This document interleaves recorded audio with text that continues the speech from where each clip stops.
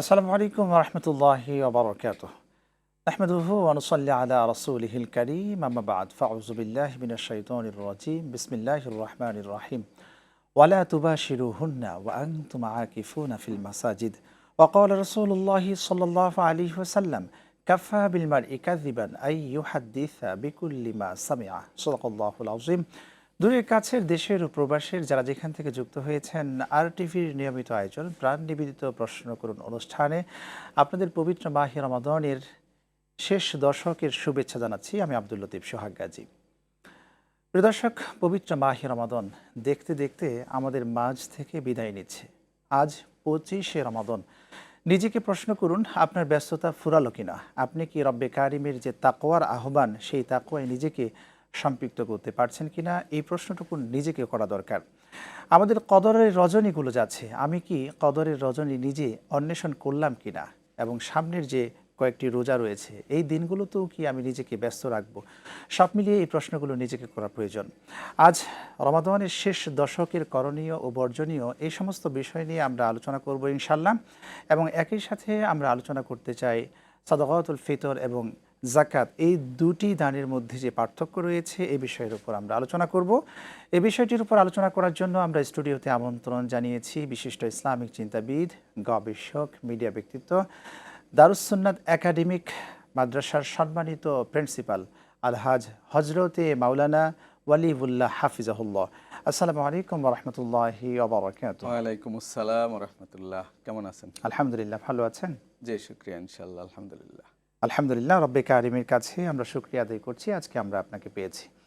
প্রিয় দর্শক, আজকের মেহমানের সাথে আমরা পরিচয় হলাম। টিভি স্ক্রিনে একটি ফোন নাম্বার দিয়েছেন, সেই নম্বরে ফোন করুন। জীবন ঘনিষ্ঠ, জীবনের যেখানে কোরআন সুন্নাহ সমাধানের প্রয়োজন সেখান থেকে প্রশ্ন রাখতে পারেন। ইনশাআল্লাহ আমরা কোরআন সুন্নাহ এবং বিজ্ঞান ভিত্তিক আপনাদের করা প্রশ্নের উত্তর দেব। এবং একই সাথে RTV ফেসবুক পেজ ও RTV ইসলামিক শো ফেসবুক পেজেও সরাসরি সম্প্রচার করা হচ্ছে, সেখানেও আপনার পছন্দের প্রশ্নটি লিখুন, সেখান থেকেও প্রশ্ন সংগ্রহ করে ইনশাআল্লাহ আমরা উত্তর দেবার চেষ্টা করব। জি আলহামদুলিল্লাহ, রব্বে কারিমের কাছে শুকরিয়া আদায় করছি যিনি আমাদেরকে রমাদানে উপনীত করেছেন, শেষ দশকেও রেখেছেন, যেখানে লাইলাতুল কদরের মতো একটি গুরুত্বপূর্ণ রাত রয়েছে।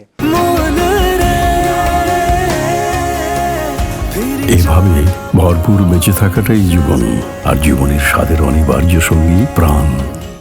আজকে যে বিষয়টি নিয়ে আলোচনা শুরু করতে চাই, একেবারে রমাদানের শেষ দশকের শেষের দিকে নবী করিম সাল্লাল্লাহু আলাইহি ওয়াসাল্লাম আমাদেরকে সাদগাতুল ফিতর আদায় করার, প্রদান করার জন্য উৎসাহিত করেছেন। আপনার থেকে জানতে চাই, এই যে সাদগাতুল ফিতর এবং জাকাত, এই দুটি ইবাদতের মধ্যে, আমলের মধ্যে পার্থক্য কী? ধন্যবাদ আপনাকে, ধন্যবাদ আমাদের দর্শক শ্রোতা যারা যেখান থেকেই দেখছেন। অত্যন্ত জীবন ঘনিষ্ঠ এবং অত্যন্ত প্রয়োজনীয় একটা প্রশ্ন করলেন বা জানতে চাইলাম আমরা জনগণের জন্য, শ্রোতাদের জন্য। বিষয়টা হলো, আল্লাহ রাব্বুল আলামিন যাকাত এবং ফিতরা দুটোই চালু করেছেন মানুষের কল্যাণে, যারা ঋত এবং বঞ্চিত তাদের জন্য। আল্লাহ চান না এক শ্রেণীর মানুষের মধ্যে সম্পদ শুধু আবর্তিত হোক, এটা চান না। আল্লাহ অর্থনীতিতে একটা ব্যালেন্স, একটা ভারসাম্য, এই জিনিসটা সামাজিক ভারসাম্য, উঁচু নিচুর ভেদাভেদ যেন কমে যায়। হ্যাঁ, এই জন্য আল্লাহ রাব্বুল আলামিন যাকাত এবং ফিতরা দুটোরই ব্যবস্থা রেখেছেন। যাকাত হলো আল্লাহর নির্ধারিত একটা ফরজ। যাকাতের কিছু নেশাব আছে, যাকাত কাদেরকে দেয়া যাবে এর বাধ্যবাধকতা আছে। আর যাকাতটা আমাদের শুধুমাত্র রমজান রিলেটেড এমন কোনো বিষয় নয়। আচ্ছা, যাকাত নেশাব পরিমাণ মালের এক বছরের, এটা তার মাল সময়, তার ওই সমপরিমাণ জিনিস তার এক বছর পর্যন্ত তার অধীনে থাকতে হবে। এটা হলে যাকাত ফরজ হবে। কিন্তু সদকাতুল ফিতর এরকম না। সদকাতুল ফিতর হলো আমরা সিয়াম সাধনা করি, সিয়াম সাধনা করতে গিয়ে আমাদের ভুল ত্রুটি হয়ে যেতে পারে। আল্লাহ রাব্বুল ইজ্জাত আমাদেরকে যেভাবে তাকওয়া অর্জনের জন্য বলেছেন, যেভাবে সিয়ামের হক আদায় করতে বলেছেন, এগুলো করতে গিয়ে হয়তো আমাদের ভুলে অনেক ভুল ত্রুটি হয়ে যেতে পারে। এ থেকে আল্লাহ মাফের জন্য এটা একটা সুন্দর ব্যবস্থা রেখেছেন আমাদের জন্য। তাহলে ওখানে যেটা আপনি বললেন যে আমাদের জাকাতের যে বিধানটা 7.5 তোলা স্বর্ণ বা 52 তোলার উপর, এটা এক বছর পরিমাণ থাকতে হবে, মালটা থাকতে হবে আর কি, সমপরিমাণ সময় থাকতে হবে। আর সাদকাতুল ফিতর এটা এটা কতটুকু এটা সময়? এটা হলো আমাদের তাৎক্ষণিক, আমরা যদি একদিনের জন্য।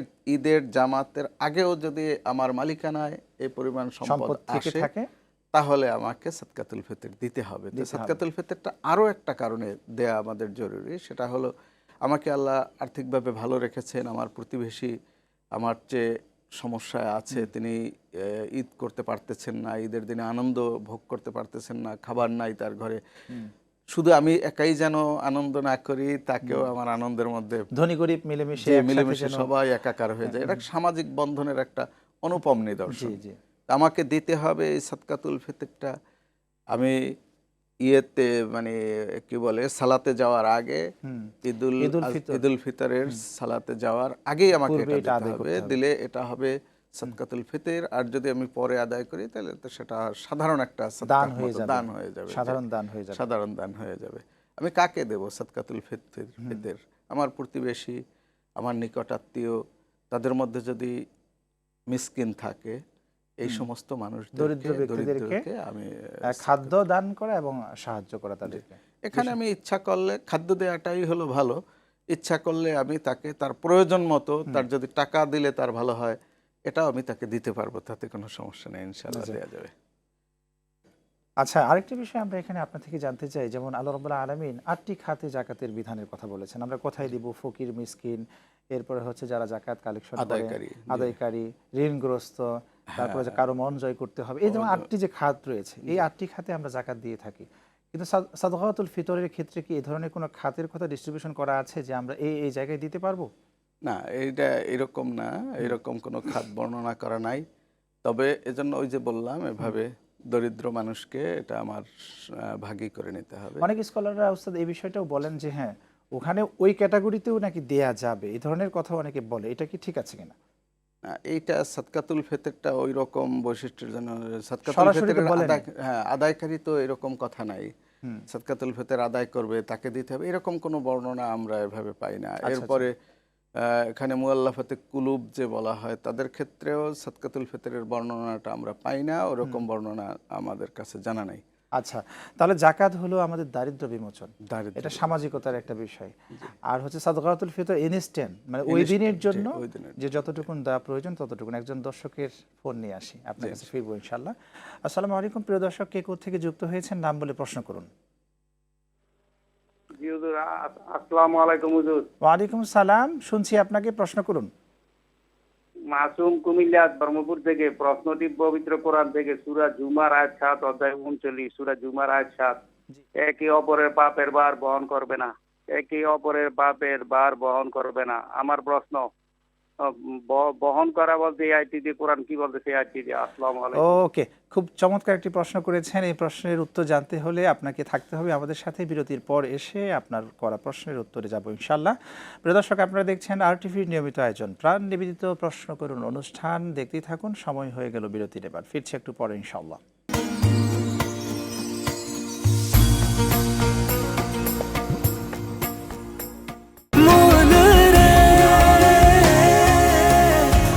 এভাবে ভরপুর বেঁচে থাকাটাই জীবন, আর জীবনের স্বাদের অনিবার্য সঙ্গী প্রাণ।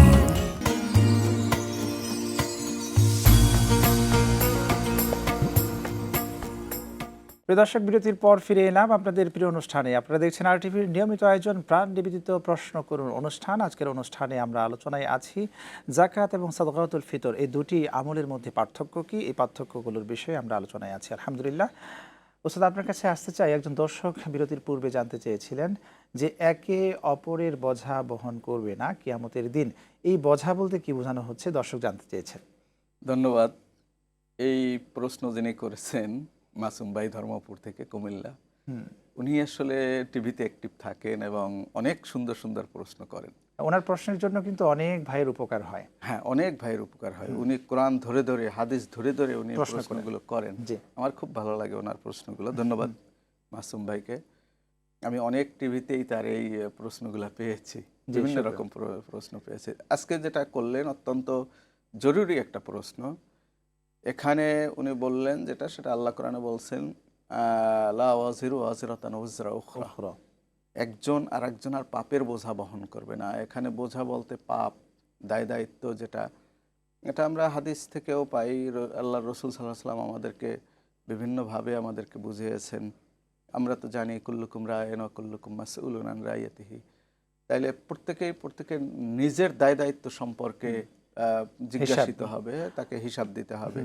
আমি আমার ফ্যামিলির দায় দায়িত্ব আমার উপরে, আমি আমার সন্তানদেরকে ঠিকভাবে শিক্ষা দিলাম কিনা, আমার স্ত্রীকে ঠিকভাবে পরিপালন করলাম কিনা, এটা আমার উপরে দায়িত্ব, এটা আমার বোঝা। বাট আমার একজন প্রতিবেশী, তাকে শুধু আমার দাওয়াত দেওয়াটাই আমার জন্য জরুরি। তাকে আমি হয়তো বলতে পারি, কিন্তু তাকে জোর করে, তাকে বাধ্য করে কোনো কাজ করানো, এটা আমার উপরে এই দায় দায়িত্ব আল্লাহ দেন না, এই বোঝা আমার উপরে চাপান না, এবং সেজন্য আমাকে আল্লাহ প্রশ্নও করবেন না। একজন যদি অন্যায় করে থাকে তাহলে আমি তাকে বুঝাতে পারি, তার অন্যায় থেকে ফিরানোর জন্য আমি চেষ্টা করতে পারি, কিন্তু তারপরেও যদি উনি অন্যায় করে, এজন্য আমার কোনো গুনাহ হবে না। কেউ যদি অন্যায় কাজের জন্য কাউকে ডেকে নিয়ে আসে, সেই ক্ষেত্রে সতর্ক হওয়া দরকার কিনা? জি, অবশ্যই অবশ্যই অবশ্যই। আর এখানে প্ররোচনাকারী, আবার আমি প্ররোচিত হলাম, সেটা তো বোঝা দরকার যে আসলে আমাকে অন্যায় পথে আহ্বান করা হচ্ছে কিনা। কেন আল্লাহ রাব্বুল আলামিন তো বলে দিয়েছেন যে কেউ কারো বোঝা বহন করবে না। কিয়ামতের দিন আমাকে আমার হিসাবটা দিতে হবে, আমার হিসাবটা আমাকেই দিতে হবে। আমার জান্নাত আবার জাহান্নাম আমাকে, আবার আমার হিসাবটা অনেক সময় অনেক বলা হয় যে আমি আসলে, সবাই যদি একটু ভিন্নভাবে না নেয়, আমাদের দেশে অনেক ধরনের পীর আছে, ভালো মন্দ আছে। তো অনেক পীরেরা বলে যে তার যদি মুরিদ হয় তাহলে তার আর কোনো চিন্তা থাকবে না। আচ্ছা, ঠিক আছে, এমন বলে অনেকটা বিষয়। যে আজকের আলোচ্য বিষয় আমরা যে বিষয়ে আলোচনা করছিলাম, যে শেষ দশকে রমাদানে, শেষ দশকে নবী করিম সাল্লাল্লাহু আলাইহি ওয়াসাল্লাম কি ধরনের আমলগুলো করছে। আজকে 25শে রমাদান, একেবারে শেষের মুহূর্তে এসেছি। আপনি যদি দর্শকদের উদ্দেশ্যে বলতেন যে এই সময়টাতে আমাদের কিভাবে সময়টা পার করা দরকার। আমরা দেখছি অনেকে মার্কেটে সময়টা পার করছেন, তাদের জন্য পরামর্শ কি?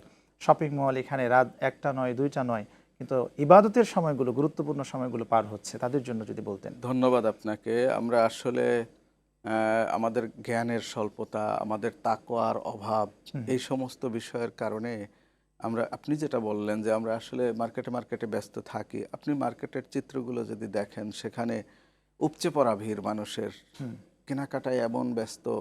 সেটা তো আগে করতে পারতো, রমজানের আগে করতে পারতো। এই প্রিপারেশন কেন থাকে না আমাদের মধ্যে? এই প্রিপারেশনটা থাকা উচিত। তারপরেও দেখেন, আল্লাহ রাব্বুল আলামিন, আল্লাহর রসুল আমাদেরকে মাফের জন্য, আল্লাহর প্রিয় হওয়ার জন্য অনেক ব্যবস্থা রেখে দিয়েছেন। আমাদের জন্য এতেকাফের ব্যবস্থা রেখেছেন।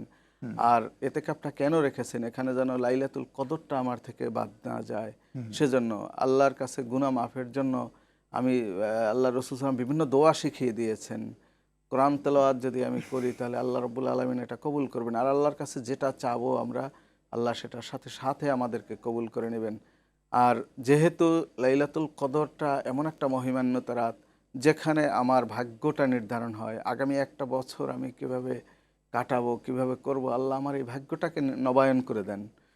তো সেই সময়টা আমরা যদি আসলে ভুলে থাকি, এরকম বেমালুম হয়ে যায়, এটা ঠিক না।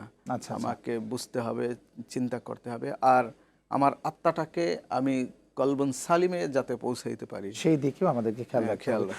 আমাদের সাথে অনলাইনেও অনেকে যুক্ত হন, অনেকে প্রশ্ন করেন এবং জানতেও চান যে জাকাতের যে 8টি খাত রয়েছে, ওখানে কিন্তু এতিম এবং মিসকিনদের কথা বলা আছে।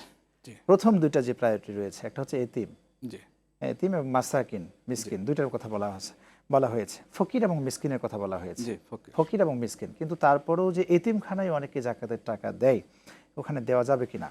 জি, এখানে বিষয়টা হলো, ইয়াতিম যারা, তারা তো আসলে ফকির মিসকিন দুটোর মধ্যেই পড়ে যায়। আচ্ছা আচ্ছা। তো সুতরাং ইয়াতিমদের খাওয়ানোর জন্য, ইয়াতিমদের এটা দেয়াটা, এটা ওলামা একরাম এটাকে সঠিক বলেছেন, এটাতে কোনো সমস্যা হবে না, এটা দেয়া যাবে। বরঞ্চ ওরাই তো আসলে নিঃস্ব, ওরাই তো পেতে পারে। ওরা ওই দুইটা ক্যাটাগরির মধ্যেই কিন্তু এরা পড়ে যায়। আচ্ছা আচ্ছা, দুই ক্যাটাগরি। যে আটটা যে খাত রয়েছে, আমরা 8 জায়গায় জাকাত দিতে পারবো। ইন্নামাস সাদাকাতু লিল ফুকারাই ওয়াল মাসাকিন, ফকির এবং মিসকিন। তারপরে বলা হয়েছে ওয়াল আমিলিনা আলাই, যেখানে হচ্ছে যারা জাকাত উসুলকারী, ডিস্ট্রিবিউশন যারা করে, জাকাত নিয়ে যারা চিন্তা করে, ওয়াল মুআল্লাফাতু কুলুবুহুম, যারা জব করে তারাও এখানে পাবে। এই 8টি খাতের মধ্যে প্রতিবেশীদের বিষয়টা যেটা রয়েছে, যে অগ্রাধিকার পাবে, যদি ওই বিষয়ে আপনি কথা বলতেন। জি, 8টি খাতের মধ্যে এখানে আমরা যেটা দেখি, ফকির মিসকিন। তো ফকির আমি দান কোথায় করব, এই দানের ক্ষেত্রে এই বিষয়ে আমরা ডিটেলস বিরতির পরে এসে শুনবো আপনার থেকে ইনশাল্লাহ। জি প্রিয় দর্শক, আপনারা দেখছেন আরটিভির নিয়মিত আয়োজন প্রাণ নিবেদিত প্রশ্ন করুন অনুষ্ঠান। এই পর্যায়ে আরও একটি বিরতি নিচ্ছি, ফিরছি একটু পরে ইনশাল্লাহ।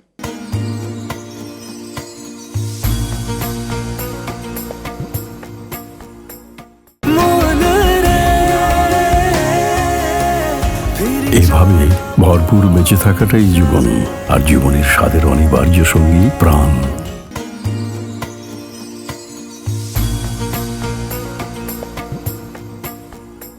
প্রিয় দর্শক, বিরতির পর ফিরে এলাম আপনাদের প্রিয় অনুষ্ঠানে। আপনারা দেখছেন আরটিভির নিয়মিত আয়োজন প্রাণ নিবেদিত প্রশ্ন করুন অনুষ্ঠান। আজকের অনুষ্ঠানে আমরা আলোচনায় আছি জাকাত এবং সাদাকাতুল ফিতর দুটির মধ্যে পার্থক্য কি, এই দানগুলো কিভাবে করতে হয়, এই বিষয় নিয়ে আমরা আলোচনায় আছি। আপনারাও এই বিষয়গুলোর উপর প্রশ্ন রাখতে পারেন ইনশাল্লাহ। জি ওস্তাদ, যে বিষয়ে আলোচনায় আমরা ছিলাম, আলোচনার মাঝখানে আমরা বিরতিতে গিয়েছি। ফিরে যে বিষয়টি আপনার থেকে জানতে চাই যে 8টি যে খাতগুলো আছে, যেমন ফকির এবং মিসকিনের কথা বলা হয়েছে। ফকির এবং মিসকিন, ফকির মিসকিনগুলো যদি খুব সংক্ষেপে বলতেন, কারা ফকির কারা মিসকিন? জি আমাদের ফকির মিসকিন আর বাকিগুলো আমরা একটু জেনে নেব। ফকির হলো এমন দরিদ্র ব্যক্তি যে হলো আসলে উনি খুবই আর্থিকভাবে অনটনের মধ্যে, মানে মৌলিক চাহিদা সে পূরণ করতে পারে না, তার মৌলিক চাহিদা সে পূরণ করতে পারতেছে না, এমন ব্যক্তি। তার সন্তান পরিজনকে সে ঠিকভাবে পোশাক দিতে পারতেছে না। মিসকিনটা হলো এর চেয়েও আরো কঠিন, যার নিজস্ব কোনো ভরণ পোষণ নেই। কিন্তু আমাদের সমাজে অবস্থা। ফকির বলতে যারা হাত পাতে মানুষের কাছে 10 টাকা ভিক্ষা চায় তাদেরকে ফকির বলা হয়। শুধু আমাদের সমাজে এটা একটা ভুল ধারণা আছে। আচ্ছা, একজন দর্শক আমাদের সাথে যুক্ত হয়েছেন, ফোনটা নিয়ে আসি। আসসালামু আলাইকুম প্রিয় দর্শক, কে কোত্থেকে যুক্ত হয়েছেন নাম বলে প্রশ্ন করুন। ওয়ালাইকুম আসসালাম। জি প্রশ্ন করুন প্রিয় বোন। ওয়ালাইকুম আসসালাম। শুনছি আমি আপনাকে। টুর্দি থেকে বলছি। আমার প্রশ্নটা হচ্ছে, হুজুর এই যে ফেতরা দেওয়ার বিষয়টা, যে আমরা তো দিন এনে দিন খাই, কাজ না হলে আমি মানে খাইতে পারি না, তাহলে কি আমার ফেতরা দেওয়াটা জায়েজ? ওকে, আপনি থাকুন আমাদের সাথে, আপনার জন্য ফেতরা দিতে হবে না। তারপরেও আমরা আমাদের ওস্তাদ থেকে জানতে চাইবো যে দিনে আনে দিনে খাই, তিনি তো একজন দারিদ্রতার মধ্যে রয়েছেন, তাকে তো আর ফেতরা দিতে হবে কি না? এখানে বিষয়টা হলো, যার নিসাব পরিমাণ মাল আজকে ঈদের দিনে হলো, যার নিসাব পরিমাণ মাল সম পরিমাণ, তার 1 বছর থাকতে হবে না, তাকে সাদকাতুল ফিতর দিতে হবে। হ্যাঁ, এরপরেও যদি আমি মনে করি আমি সচ্ছল আছি, আমার পর্যন্ত মাল হয় নাই, আমি চাইলে আমি দিতে পারবো, সেটা কল্যাণ, সেটা ভালো। কিন্তু উনি তো দিনে এনে দিনে খায়, তার তো হচ্ছে ওই পরিমাণ সম্পদ হওয়ার সম্ভাবনাই নেই, বরঞ্চ সে নিতে পারবে। হ্যাঁ জি, শুকরান। এরপরে হচ্ছে যে আমরা আরেকটা বিষয় দেখি, যারা সাদগা বা জাকাত আদায় করেন, আমরা জাকাতের যে 8টি খাত নিয়ে আলোচনা করছি, আমিলুনা আলাইহা, সেই জায়গায় হ্যাঁ যে বলতেছিলাম, তো এখানে জাকাত আদায়কারী, যেমন আমরা মনে করি ইসলামিক ফাউন্ডেশন জাকাত আদায় করে, ওখানে যারা কর্মকর্তা আছে তাদেরকে এটা দান আমরা দিতে পারবো, তারও বেতন নেওয়ার জন্য এটা থেকে সে ওখান থেকে। কিন্তু আমরা এই বিষয়টাকে একটু অন্যভাবে দেখি, যেটা বলা হয় নেগেটিভ ভাবে উপস্থাপন করা হয়। কেন এই বিষয়টা কিন্তু অনেক গুরুত্বপূর্ণ একটা বিষয় ওস্তাদ। অবশ্যই, কেন যিনি জাকাত আদায় করবেন, সে জাকাত ডিস্ট্রিবিউশন করবেন, জাকাতের প্ল্যানিং দিবেন, যারা সামর্থ্যবান আছেন তাদের কাছ থেকে কি প্রক্রিয়া জাকাতটা আদায় করে নিয়ে আসা যায়, সেই ধরনের প্ল্যানিং, দরিদ্র এবং বঞ্চিত মানুষের উপকার হয়, এজন্য উনি কাজ করতেছেন। সুতরাং ওনাকে বাহিরে রাখা যাবে না, আল্লাহ নির্ধারণ করে। 4 নম্বরে আল্লাহ রাব্বুল আলামিন বলছেন ওয়াল মুআল্লাফাতি কুলুবুহুম, যে এখানে বিধর্মী এমন লোক আছে, আমি যদি মনে করি তাকে যদি আমি কিছু হেল্প করি তাহলে সে আমার ধর্মে দীক্ষিত হতে পারে, তাহলে এরকম মনে করলে তাকেও আমি জাকাত দিতে পারবো। মানে আল্লাহ সন্তুষ্টিকে সামনে রাখতে হবে, অবশ্যই নিয়ে। তো আল্লাহ এখানে ইসলামটাকে উদার, ইসলাম যে মানবতা বোধের এক অনন্য দৃষ্টান্ত, এখানে আল্লাহ সেই দৃষ্টান্ত। 5 নম্বরে আল্লাহ রাব্বুল আলামিন বলেছে ওয়াফির রিকাব। এই রিকাব বলতে কি বোঝানো হয়েছে? রিকাব বলতে বোঝায় দাস মুক্তি। তো এখন তো আমাদের দাস মুক্তি ওইভাবে নাই, যেটা আছে আমাদের দেশে না, সারা দেশেই, সারা পৃথিবীতে যুদ্ধ চলতেছে, মানুষ এক দেশের মানুষ আরেক দেশে বন্দী হয়, নিজের দেশেও মানুষ অত্যাচারিত হয়ে ফেসিস্ট দিয়ে বন্দী হয়। আমার দেশে যেটা ছিল গত 15 বছরে মানুষ যেটা দেখেছে, অনেক নির্যাতন হয়েছে, সেখানে অনেক মানুষের ছিল না ঘরে খাবার, সে কিভাবে উকিলের টাকা জোগাড় করবে, কিভাবে ওখানে পচে পচে মরতেছে। দেখা যাচ্ছে, আমরা পত্রিকায় দেখেছি 12 বছর পরে বের হয়েছে, বের হওয়ার পরে বলতেছে নির্দোষ, তখন সে বের হয়ে দীর্ঘশ্বাস ফেলছে, বলছে ফিরিয়ে দাও আমার 12 বছর। আসলে কি এই 12 বছর ফিরিয়ে দেওয়া যাবে? সম্ভব না। এই মানুষটার পাশে যদি আমাদের এই ব্যবস্থাপনাটা থাকতো, তাকে এখান থেকে যদি টাকা দেয়া যেত, তাহলে এই মানুষটা এই ব্যবস্থাপনা তো আল্লাহ রাব্বুল আলামিনই দিয়ে আল্লাহ দিয়েছেন। আল্লাহ দিয়ে দিয়েছেন, কিন্তু আমাদের সমাজ ব্যবস্থার সাথে এটা আসলে আমরা ওইভাবে করতে পারি নাই। আসলে আমাদের করা আল উচিত। গরিব, যে গরিবের কথা বলা হয়েছে, তারপরের অংশ 6 নম্বরে জি। ঋণগ্রস্ত। ঋণগ্রস্তর কথা বলা হয়েছে। ঋণের জন্য অনেকে আত্মহত্যাও করে।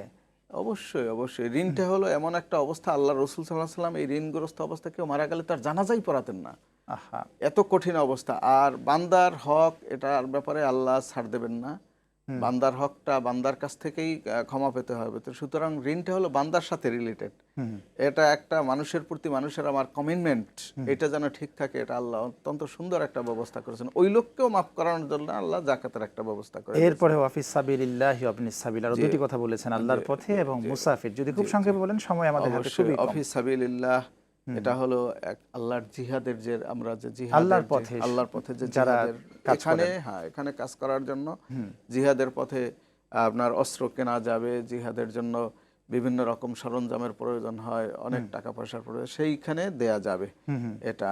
আর একটা হলো সর্বশেষ মুসাফির। মুসাফির ব্যক্তি হলো উনি সম্পদশালী, ঠিক আছে, ওনার বাড়িতে সম্পদ আছে, কিন্তু এক জায়গায় গিয়ে বিপদে উনি পড়ছে, পথের মধ্যে যে গিয়ে সমস্যায় পড়েছে, এমন ব্যক্তিকে টাকা দেয়া যাবে, সে যত বড় ধনীই হোক।